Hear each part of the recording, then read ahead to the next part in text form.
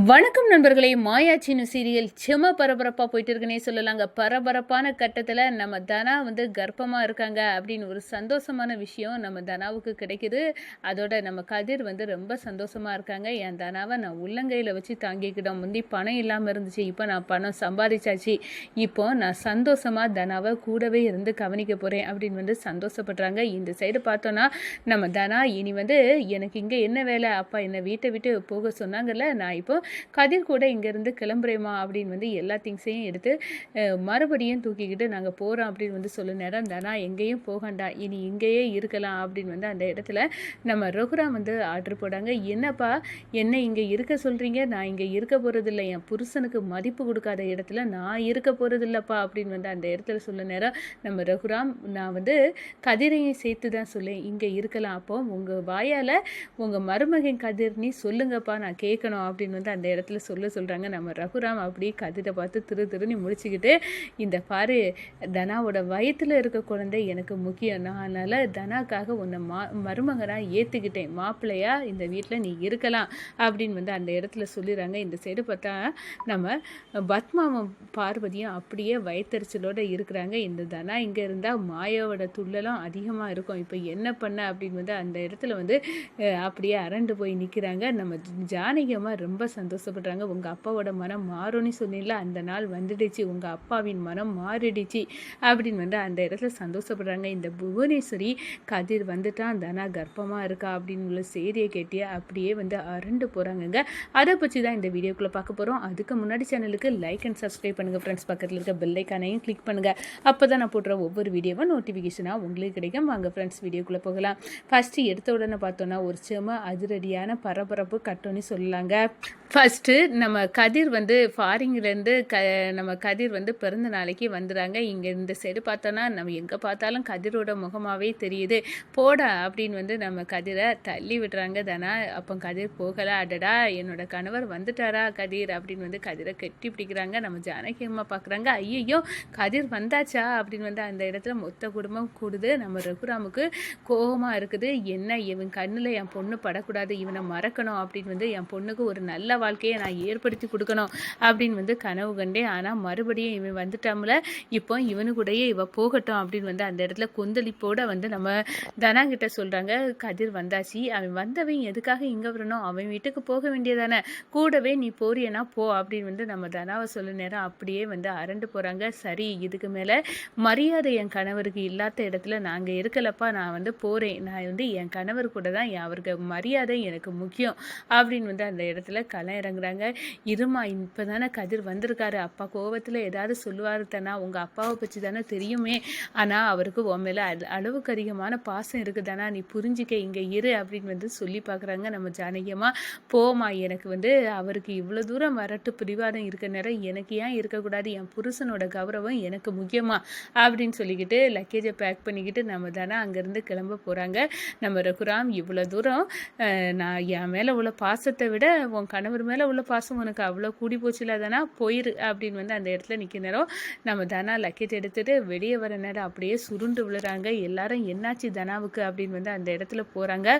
நான் ஒரு வைத்தியரை வர வச்சு கையை பிடிச்சி வச்சு பார்க்குறாங்க. அந்த மருத்துவ வச்சு அவங்க சொல்கிறாங்க, இந்த பாருங்க சந்தோஷமான விஷயம், உங்கள் பேத்தி குழந்தை உண்டா இருக்கா அப்படின்னு நம்ம ரகுராமோட அம்மா கிட்ட சொல்கிறாங்க. இதை கேட்டு நம்ம ரகுராமுக்கும் சந்தோஷம். என்னது, என் பொண்ணு கர்ப்பமாக இருக்காளா, பேரனோ பேத்தியோ பிறக்க போகுதா அப்படின்னு அந்த இடத்துல பயங்கரமாக சந்தோஷப்பட ஆரம்பிச்சிட்டாரு. மொத்த குடும்பமாக நம்ம தனாவுக்கு கன்சீவாக இருக்க விஷயத்தை பார்த்து சந்தோஷப்படுறாங்க. நம்ம கதிர், நல்ல வேலை நான் இங்கே வந்தது நல்லதாக போச்சு, இப்போ தனா கர்ப்பமாக இருக்கா அப்படின்னு ஒரு நல்ல செய்தி வர இருக்குது, நீ தனாவை உள்ளங்கையில் வச்சு தாங்கிக்கிடணும், அவளுக்கு எந்த விதமான ஆபத்தும் வராமல் பாதுகாக்கணும் அப்படின்னு அந்த இடத்துல முந்தி பணம் இல்லாமல் இருக்கலாம், இப்போ பணம் இருக்குது, அந்த பணத்தை வச்சு நான் சந்தோஷமாக தனாவை கவனிச்சிக்க முடியும் அப்படின்னு அந்த இடத்துல முடிவெடுக்கிறாங்க. நம்ம தனாவுக்கும் ரொம்ப சந்தோஷம், நம்ம குழந்தை உண்டாயிருக்கோம், நம்ம வயத்தில் ஒரு குட்டி பிள்ளை இருக்குது அப்படின்னு அந்த இடத்துல சந்தோஷத்தில் இருக்கிறாங்க.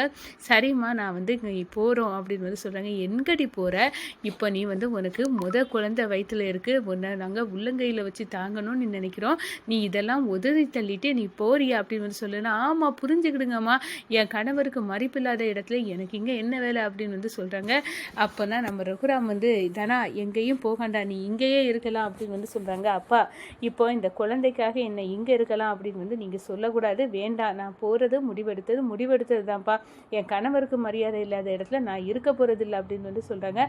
அப்போ தான் அப்படின்னா நான் இங்கே இருக்கேன்னா என் கணவரை நீங்கள் உங்கள் வாயால் மாப்பிள்ளை அப்படின்னு வந்து சொல்லுங்கள் அப்படின்னு வந்து அந்த இடத்துல சொல்ல நேரம் நம்ம ரகுராம் வந்து நம்ம பொண்ணு குழந்தை உண்டாயிருக்கா, இது ஒரு சந்தோஷமான விஷயம், இப்போ நம்ம வரட்டு பிடிவாதத்தை விட்டுட்டு கதிரை மருமகனாக ஏற்றுக்கிடலாம் அப்படின்னு வந்து அந்த இடத்துல சொல்ல நேரம் வா கதிர் அப்படி நீ இந்த வீட்டில் மருமகனாட்டு இருக்கலாம் அப்படின்னு வந்து அந்த இடத்துல வந்து சொல்லிடுறாங்க. அப்போ தான் நம்ம தனாவுக்கு பயங்கர சந்தோஷம், நம்ம அப்பா நம்ம கணவரை வந்து ஏற்றுக்கிட்டாங்க, இனி நான் கதிர் கூட சந்தோஷமாக சேர்ந்து வாழ போகிறேன் அப்படின்னு வந்து பயங்கர சந்தோஷத்தில் இருக்காங்க. இந்த சைடு பார்த்தோன்னா நம்ம பத்மாவுக்கும் பார்வதிக்கும் அப்படியே வயிற்றுச்சல் வருது. இந்த கதிர் இந்த வீட்டோட வந்துட்டானா இப்போ நம்ம வீட்டில் நம்மளுக்கு வந்து அதிகாரம் கம்மியாகும், இங்கே கதிரையும் தனாவையும் அவள் குழந்தை உண்டாயிருக்கானி தலையில் தூக்கி வச்சு தாங்க போகிறாங்க. இதெல்லாம் பார்க்கவே எனக்கு பிடிக்கல அப்படின்னு வந்து அந்த இடத்துல கோபத்தோட கொந்தளிக்கிறாங்க.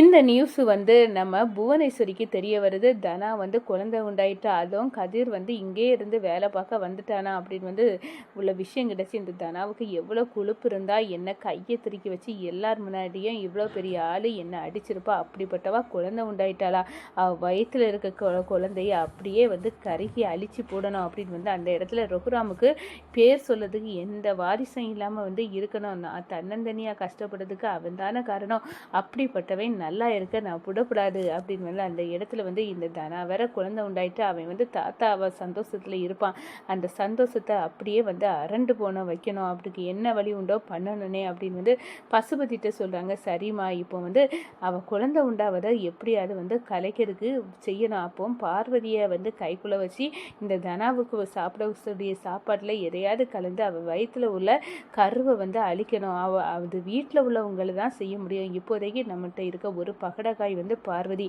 அவளை வச்சு தான் இந்த தனாவை பழி வாங்க முடியும் அப்படின்னு வந்து அந்த இடத்துல வந்து பசுபதியும் நம்ம புவனேஸ்வரியும் சேர்ந்து ஒரு ஸ்கெட்சை போட்டுறாங்க. இங்கே சைடு பார்த்தோன்னா நம்ம கதிருக்கு ராஜ மரியாதையோட வந்து மாப்பிள்ளைக்கு வந்து மருமகனுக்கு வந்து விருந்து சமைக்கணும் அப்படின்னு வந்து ஜானகி அம்மா வந்து தடபுடலாக வந்து விருந்து சமைச்சு நம்ம கதிரையும் தனாவையும் வந்து சந்தோஷப்படுத்துகிறாங்கன்னு சொல்லலாம். இந்த சைடு பார்த்தோன்னா புவனேஸ்வரி அடுத்த கட்டமாக நம்ம என்ன பண்ணி இந்த பார்வதியை கைக்குள்ளே வச்சு அந்த தனாவோட வயிற்றில் இருக்க குழந்தையை வந்து அழிக்கணும், இந்த ரகுராமுக்கு அது நம்ம கொடுக்கக்கூடிய சாக்கில் அப்படியே அரண்டு போனோம், ஒரு வாரிசு கூட அவன் பேர் சொல்லதுக்கு வரக்கூடாது, அந்த அளவுக்கு நம்ம ஸ்கெட்சு வைக்கணும் அப்படின்னு வந்து அந்த இடத்துல ஒரு பயங்கரமான திட்டத்தை வந்து நம்ம ரகுராம் வந்து விட்ட வந்து அழிக்கணும் அப்படின்னு வந்து புவனேஸ்வரி வந்து ஸ்கெட்சை போடுறாங்கன்னே சொல்லலாங்க.